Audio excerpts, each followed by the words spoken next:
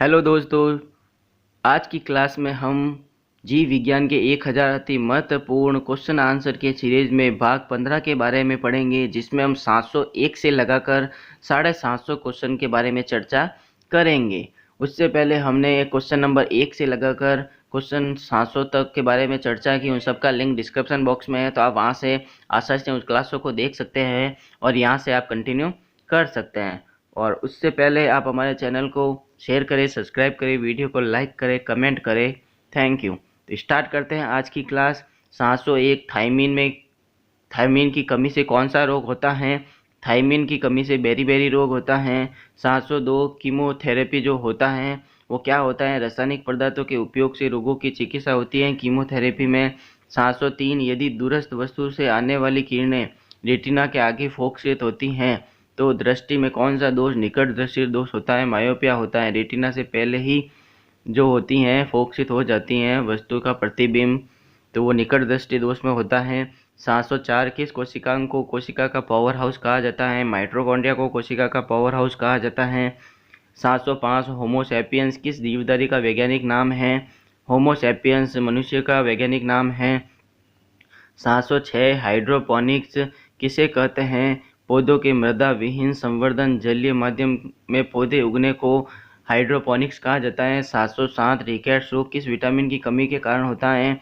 Vitamin D की कमी के कारण होता है। 708 बेलाडोना नामक औषधि एट्रोपा बेलाडोना नामक पौधे के किस भाग से जड़ तथा पत्ती से प्राप्त होती हैं?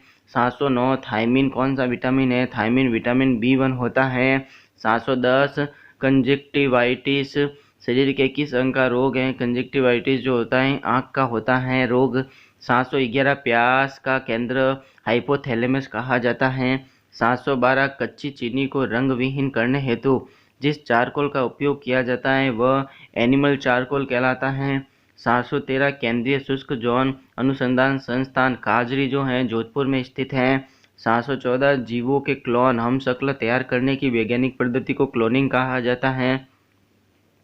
715 जैव ऑक्सीकरण के फलस्वरूप उत्पन्न होने वाली ऊर्जा का संचय कहाँ होता है? एटीपी अणुओं में होता है।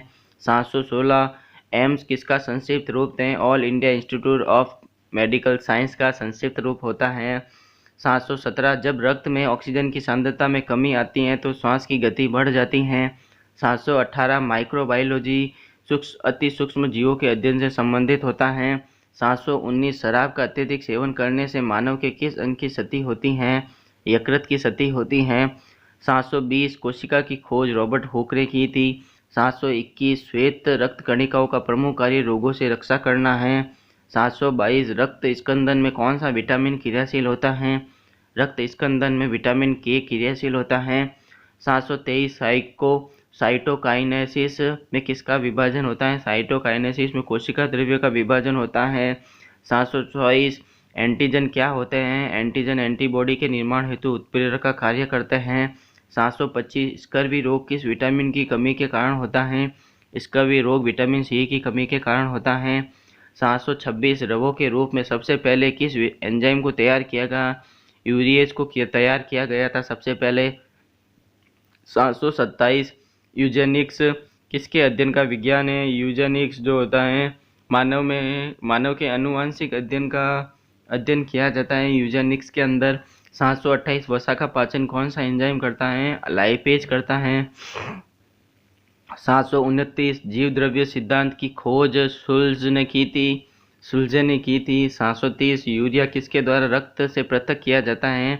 यूरिया जो है गुर्दे किडनी के द्वारा रक्त से पृथक किया जाता है। 731 पागल कुत्ते के काटने से भयानक रोग जो होता है हाइड्रोफोबिया होता है। 732 ओरिजिन ऑफ स्पीसीज नामक पुस्तक डार्विन ने लिखी थी। 733 वर्गीकरण से संबंधित शाखा टैक्सोनॉमी कहलाती है।